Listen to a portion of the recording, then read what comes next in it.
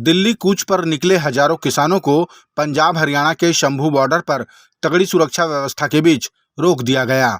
किसानों ने बड़ी संख्या के साथ ट्रैक्टर के सहारे एक बैरिकेड्स को तोड़ने में सफलता तो हासिल कर ली, लेकिन उनके सामने और भी कई बैरिकेड्स थे। उन्हें जब तोड़ने की कोशिश की गई तो पुलिस द्वारा अश्रु गैस छोड़कर उन्हें रोका गया। शंभू बॉर्डर पर दिन भर ये खेल चलता रहा। किसान भी पुलिस के हथियारों का जवाब देने ट्रैक्टरों में पत्थर, लाठी, डंडे जैसे सामान लेकर पहुंचे, ऐसी जानकारी सूत्रों से प्राप्त हुई। बहरहाल पूरे देश में यही चर्चा रही कि किसान अपना आंदोलन करने के लिए एन चुनाव के पहले का ही समय क्यों चुनते हैं, या फिर उन्हें इसी समय आंदोलन करने के लिए उकसाया जाता है।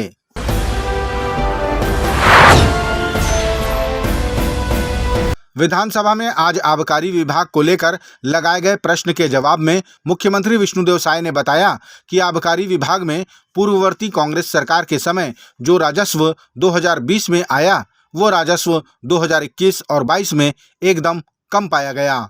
इस पर जांच की बात भी उन्होंने कही।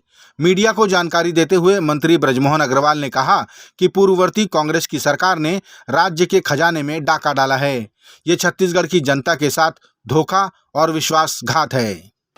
कांग्रेस सरकार ने किस प्रकार से छत्तीसगढ़ को लूटा है, छत्तीसगढ़ के खजाने में कैसे डकैती डाली है, ये सब बातें सामने आ रही हैं।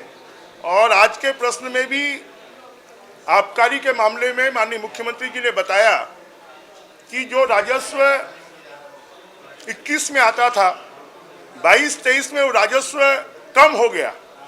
मतलब कोई सरकार में बैठे हुए लोग मुख्यमंत्री सहित पब्लिक एक्सचेकर को नुकसान पहुंचाकर और अपना व्यक्तिगत फायदा करें। मैं सोचता हूं ये तो छत्तीसगढ़ के लोगों के साथ में धोखा है, विश्वासघात है, और ये छत्तीसगढ़ के खजाने की चोरी और उसमें डकैती है। और उसके ऊपर में मुख्यमंत्री जी ने कार्रवाई करने का आश्वासन दिया है। पहले ही ईडी ने शराब घोटाले को पकड़ा है, उसमें बड़े बड़े लोग जेल में हैं। मुझे लगता है इसके माध्यम से आने वाले समय पर और भी नाम उजागर होंगे और छत्तीसगढ़ के एक्सचेकर को, छत्तीसगढ़ की जनता की गाढ़ी कमाई के पैसे में डकैती डालने वाले लोगों को सजा मिलेगी।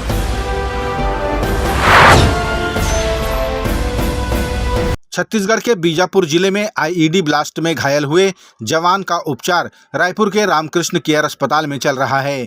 घायल जवान से मिलने उप मुख्यमंत्री व राज्य के गृह मंत्री विजय शर्मा अस्पताल पहुंचे। उन्होंने डॉक्टरों को बेहतर उपचार के निर्देश दिए और घायल जवान के परिवारजनों को आश्वस्त किया कि उनके साथ राज्य सरकार है। गृह मंत्री ने जरूरत पड़ने पर कॉल करने के लिए अपना मोबाइल नंबर भी परिवारजनों को दिया।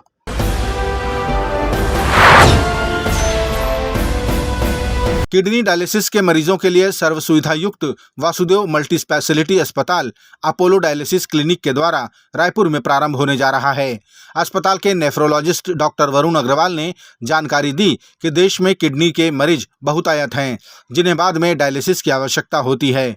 हमारे संस्थान में उनकी देखरेख और बेहतर इलाज की सुविधा होगी। डायलिसिस सेंटर शुरू हो रहा है वासुदेव मल्टी स्पेशलिटी हॉस्पिटल में, जो अपोलो डायलिसिस हैदराबाद ग्रुप के साथ मिलकर शुरू किया जा रहा है।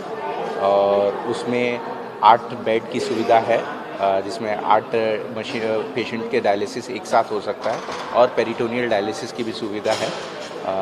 ये कल से शाम को 6 बजे उसका उद्घाटन है।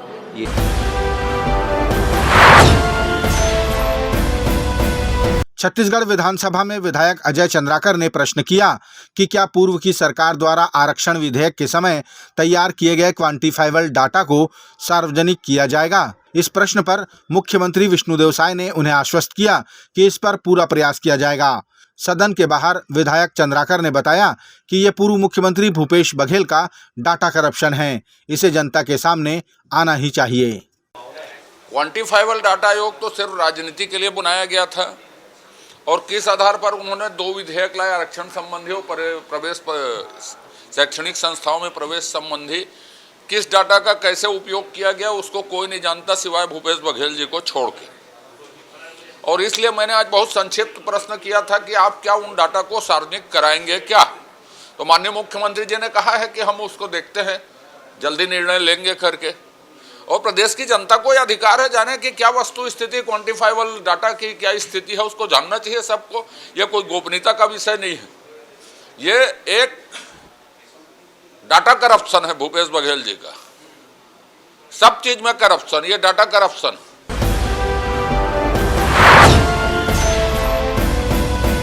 छत्तीसगढ़ विधानसभा में पूर्व मंत्री व कांग्रेस विधायक कवासी लखमा ने डीएमएफ फंड के कार्यों के बारे में जानकारी मांगी और स्वीकृत कार्यों को बंद कराने की चर्चा पर जवाब चाहा। इस पर मुख्यमंत्री विष्णुदेव साय द्वारा स्पष्ट जवाब पाकर कांग्रेस विधायक कवासी लखमा प्रसन्न हुए। उन्होंने मुख्यमंत्री की तारीफ भी की। और मैं मुख्यमंत्री से पूछा, जो पुराना काम है उसको सीसी लग चुका है, फिर भी टोस चुका है, उस काम को ही नहीं रखा। इस प्रकार जो जानकारी दिया वो अधिकारी के ऊपर कार्रवाई होगा क्या? मैं मुख्यमंत्री को बधाई देता हूं। विधानसभा के अंदर ने वो बोला है कि स्टे का अगर बीजापुर में पुराना काम को सीसी लगा हुआ है, पैसा दिया हुआ है, उसको भी अगर निरस्त किया है तो उनके ऊपर कार्रवाई होगा, ऐसा विधानसभा में घोषणा किया है। मुख्यमंत्री को बधाई देता हूं। उसके ऊपर कार्रवाई होना चाहिए, नहीं होगा तो और हम इसको आगे ले जाएंगे।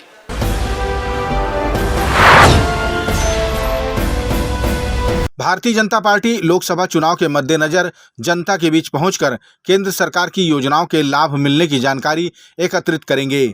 25 फरवरी से 5 मार्च के बीच होने वाले इस कार्यक्रम को लाभार्थी सम्मेलन का नाम दिया गया है। इस कार्यक्रम में छत्तीसगढ़ में केंद्र की योजनाओं के लाभान्वित 40 लाख लाभार्थियों से भाजपा के 1,07,000 कार्यकर्ता संपर्क करेंगे। कार्यक्रम की रूपरेखा को लेकर भारतीय जनता पार्टी के डूमर तराई कार्यालय में एक बैठक रखी गई, जिसमें बड़ी संख्या में पार्टी के सदस्य शामिल हुए।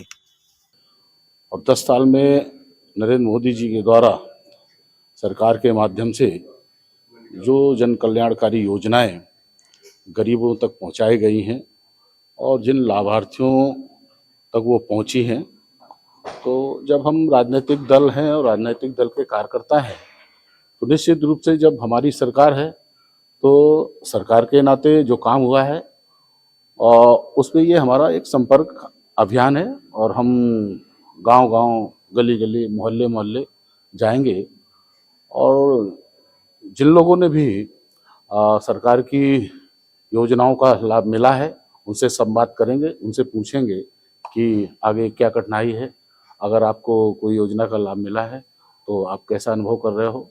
ऐसे करके पूरा पार्टी का जन जागरण का ये हमारा कार्यक्रम है।